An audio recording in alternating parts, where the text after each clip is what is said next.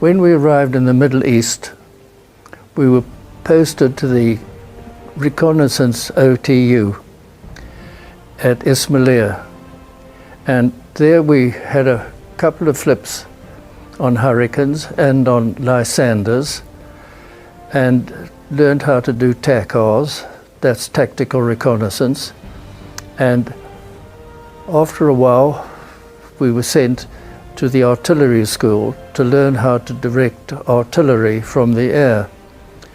That was quite a pleasant experience, but thankfully we never had to do it, because you're just a sitter for anti-aircraft fire. Then we moved from there to Burg Al Arab, still with only a couple of hurricanes, to await the arrival of our hurricanes.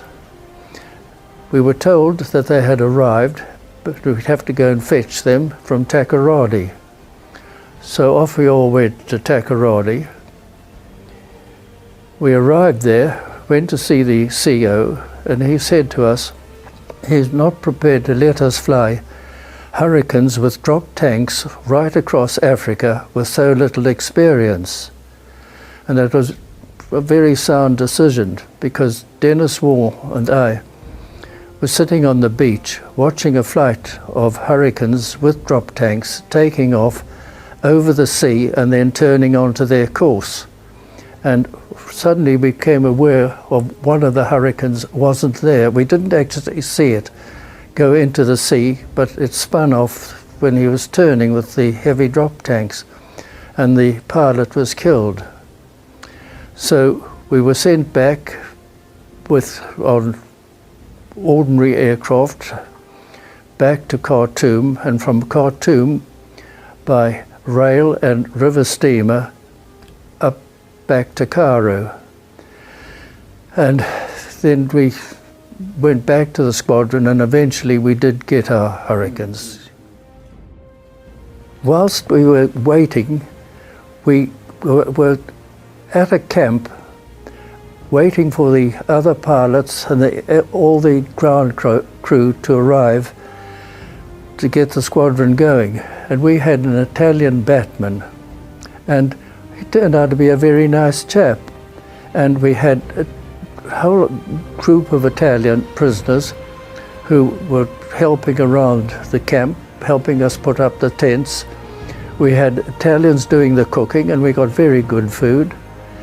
And we used to have chats with our batman, and well, he seemed to know that they weren't going to win the war, and said that when we went into Italy, southern Italy, he gave me his wife's address, not his wife, his mother's address, and said we should go and call on her and she will look after us. And then when we were about to move, they said that they'd like to come up with us. And we said, no ways, you'll try to escape. I just thought this was the funniest thing they'd ever heard. No ways would they want to escape. We used to play soccer with them in the evening. They used to sing to us. And they actually did guard duty to stop thieving. So they were very useful and very nice bunch of chaps. The idea was to tell what troops were on the ground, what was on the roads, what was moving around, and just give a general report. Did it look like a large battalion or something moving up, or just scattered people? And try and assess the situation. And also it was important to see what sort of attack you were getting, because it gave an indication of, well, what armament they had. And then the other thing that we had to do, other than attack, was photographic reconnaissance. You did that at a low altitude and with an oblique camera, so you weren't taking vertical pictures, or otherwise you did a high altitude photo run. You got into position, set on your course, set the cameras going, and then just held that course whilst the cameras were running and taking line overlap pictures. Oh, okay. And doing that, you found that the sky was a very lonely place. Well, when we first started doing TACORs, excuse me, we were doing them at low level, and that was really as low as you could possibly go. And of course the ACAC, got a lot of ACAC with light machine gun fire and all the rest of it, rifle fire, everything. And we had quite a few casualties, and then they decided that this wasn't a good idea, that we should go up to about 3,000 or a little bit, 3,000 feet or a bit higher, where we were out of range of ordinary machine gun and rifle fire, but you were still in for the heavier ACAC, like Breeder and Bofors. And we still found that ACAC was quite a problem, but the other thing was that the enemy did not want reconnaissance. And they used to send out a group of usually 3 109s looking for reconnaissance pilots, reconnaissance aircraft. And if you did meet up with them, it wasn't very good. You usually got shot down.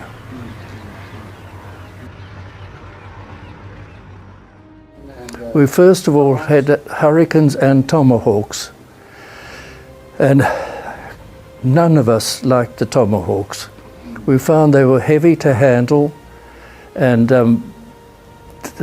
everything seemed different in the cockpit layout to Hurricanes or other British aircraft. They also had a tendency to swing on landing, and this was quite a thing. Generally, we just didn't like them, and they also had this bad habit.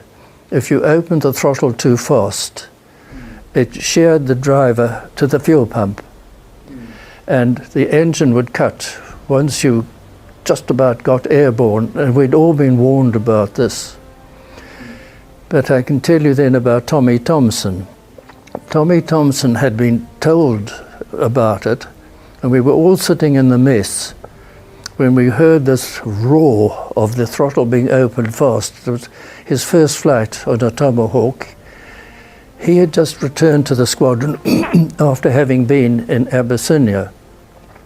We all went outside from the mess because we knew what was going to happen. And he got up to, I suppose about 100 feet or so, when the engine cut, and he tried to turn round, and with that he flipped over and spun into the ground. And we all watched this. It was awful to watch because you knew it was going to happen. He was killed. The Hurricane was a lovely aeroplane to fly, no vices. It did exactly what you wanted. It was lovely to handle, and I think we all just loved Hurricanes, but the only problem was that they were very, very slow. Slow in comparison to 109s. And if you did meet up with 109s, well, the Hurricane didn't really shape terribly well. And that would be 2 of you, usually against 3. It was a rainy, drizzly day, and there was very low cloud. And I was sent to try and find out how far ahead the Germans and the Italians were. It meant going in underneath the cloud, through the drizzle, and then the drizzle lifted, and it was just very low, misty cloud. And I saw it had been quite a long way when I saw a truck on the ground. So I thought I'd just give it a burst. I'd had a shot at it to see that my guns were all right. And this was a silly thing to do because it gave me away. And then I came on Barchi Aerodrome, and they knew that there was something coming, and I got a terrific lot of ACAC from them. And I turned and came round and went through a low part of the hills there. And just as I came through, they were all on the alert. They'd heard all the gunfire, and they opened up with a breeder gun. You could hear the cluck, cluck, cluck. Yeah. And the next minute there was a loud bang and the whole aeroplane shook. I didn't know where it had been hit, and I thought, well, this is a fine thing. If I've been hit in the radiator and I've got to try and land in this hilly country, what do? And I don't want to climb up through the cloud and find then it's going to be difficult to come down through the cloud and see your altitude. And I was just praying that it hadn't been the radiator that had been hit. Well, nothing happened, and I got back, and then when I landed I realized what it was, that the tail wheel wasn't there, because I could hear the dragging and the scraping, and the tail wheel had been shot off. Yeah. Well, we were at Marble Arch, and we thought we weren't going to get our Christmas ration. So a hurricane cleaned out the wing, took the guns out, cleaned out the drop tanks, and sent Bert Velkenwood down to Cairo to go and get rations. The idea was he was going to fill the drop tanks with brandy and the gun ports with whiskey, bottles of whiskey. Well, he brought it back, and our local Cape Corps were given the job to start siphoning the brandy out of the drop tanks, so we didn't see many of them for the rest of the day. And we were very fortunate here. We had an enormous amount of brandy, an enormous amount of whiskey, but the trouble was everybody around had heard about this, so we had lots of visitors. And then a Dakota pitched up and told us that they'd brought up our Christmas rations. So now we had a bit of everything. So we were very popular for a while. Well, I can mention this business when the three of us were left behind overnight. This was in the late afternoon. We'd hoped that they were going to get these hurricanes ready for us to take. They all needed something doing to them. When it was obvious that they were not going to get them off whilst there was still daylight, and we'd have to stay overnight and take them off at first light in the morning. In the meantime, this was at Sidi Aziz.